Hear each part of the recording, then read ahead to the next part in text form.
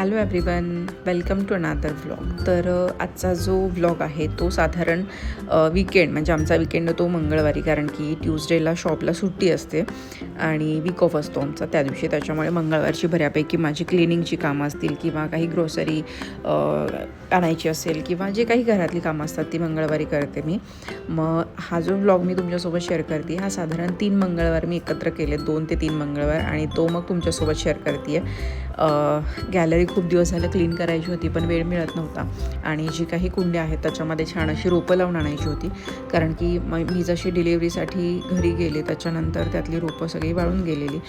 वर्षभर साधारण कुंड्या तशाच होत्या. मग असं ठरवलं की डिरेक्टली आपण नर्सरीमध्ये जाऊन रोपं लावूनच आणूया, कारण की बाळ आता मोठं झालं आहे, तिला सगळ्या गोष्टी बघायच्या असतात की काय काय आहे काय नाही. मग त्यामुळे आम्ही असा डिसिजन घेतला की आम्ही कुंड्या घेऊन जाऊन डिरेक्टली त्याच्यामध्ये रोपं लावून आणू. तर याचा नर्सरीचा जो व्हिडिओ आहे तो मी सई पाटील या चॅनलवरती अपलोड केला आहे, तो सुद्धा तुम्ही नक्की बघा. खूप छान छान प्लांट्स होते, इंडोर प्लांट्स, आउटडोर प्लांट्स. अगदी 40 रुपयांपासून ते साधारण 700-800च्या रेंजपर्यंत इंडोर प्लांट्स त्यांच्याकडे होते. मग आम्ही काही ठराविक 2 रोज घेतले मी, एक रेड रोज, ऑरेंज रोज आणि एक छान असं जास्वंदीचं झाड घेतलं, आणि 2 इंडोर प्लांट्स घेतले, 2 ते 3 इंडोर प्लांट्स घेतले.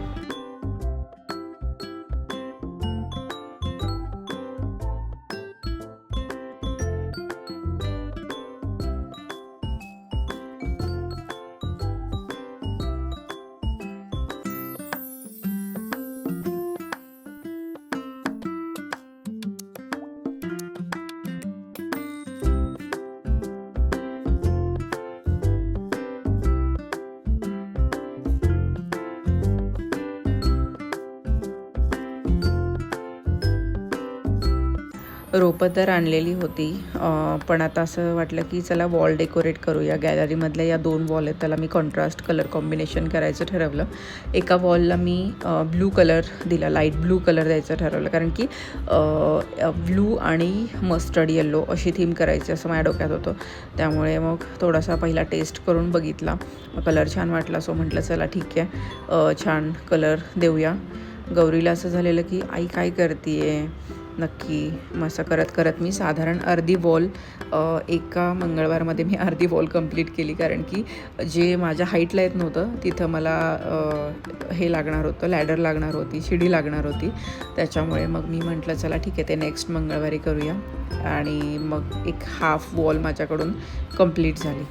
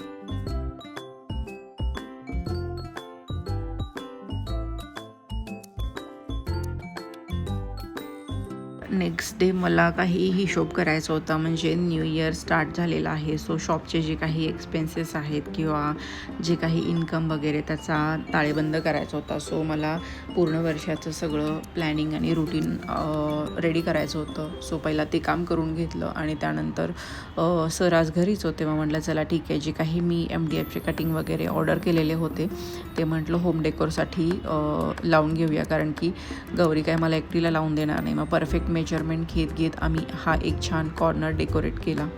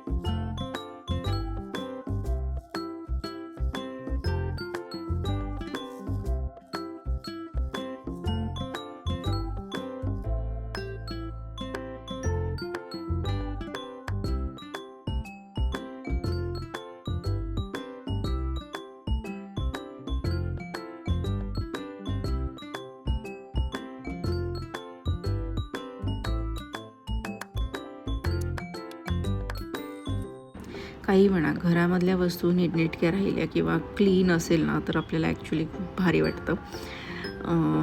आणि काही चेंजेस करायचे आहेत ते सुद्धा मी नेक्स्ट अपकमिंग ब्लॉगमध्ये तुमच्यासोबत नक्की शेअर करेन.